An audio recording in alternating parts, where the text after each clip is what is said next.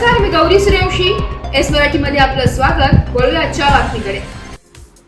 दिनांक 24 जून रोजी फिर्यादी नामे रवी प्रदीप खोमने वर्ष 36 राहणार गांधी चमन यांनी पोलीस स्टेशन चंदनझिरा येथे दिलेल्या फिर्यादीवरून खंडणीचा गुन्हा दाखल केला होता. त्या अनुषंगाने गुन्ह्यातील आरोपींना ताब्यात घेऊन कारवाई करण्याबाबत पोलीस अधीक्षक अजय कुमार बन्सल यांनी स्थानिक गुन्हे शाखेचे पोलीस निरीक्षक पंकज जाधव व पथकास सूचना दिल्या होत्या. त्यावरून माननीय पोलीस अधीक्षक अजय कुमार बन्सल यांच्या मार्गदर्शनाखाली पंकज जाधव पोलीस निरीक्षक स्थानिक गुन्हे शाखा जालना यांनी स्थानिक गुन्हे शाखेचे पथक तयार करून कारवाई करण्याबाबत मार्गदर्शन केले होते.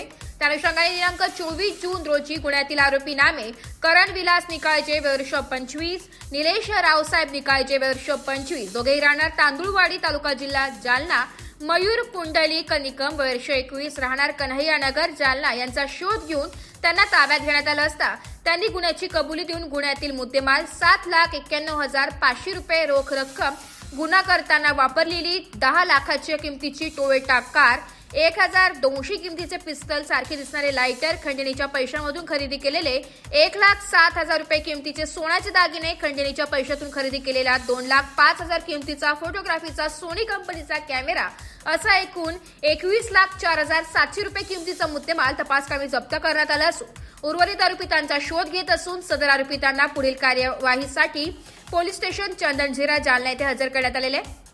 तसेच सदरची कारवाई ही पोलीस अधीक्षक अजय कुमार बन्सल, अप्पर पोलीस अधीक्षक आयुष नोपाणी व उपविभागीय पोलीस अधिकारी जालना अनंत कुलकर्णी यांच्या मार्गदर्शनाखाली स्थानिक गुन्हे शाखेचे पोलीस निरीक्षक पंकज जाधव, सहाय्यक पोलीस निरीक्षक योगेश उबाळे, पोलीस उपनिरीक्षक राजेंद्र वाघ, पोलीस अंमलदार रामप्रसाद पवरे, सॅम्युअल कांबळे, रमेश राठोड, प्रभाकर वाघ, लक्ष्मीकांत आडेप, सागर वाविस्कर, संदीप चिंचोले, सतीश श्रीवास, देविदास भोजने, धीरज भोसले, योगेश सहाणे, सोपान क्षीरसागर, चालक सौरभ मुळे सर्व स्थानिक गुन्हे शाखा जालना यांनी केली आहे. एस मराठी न्यूज साठी प्रतिनिधी अमोल शिंदे, भोकरदन.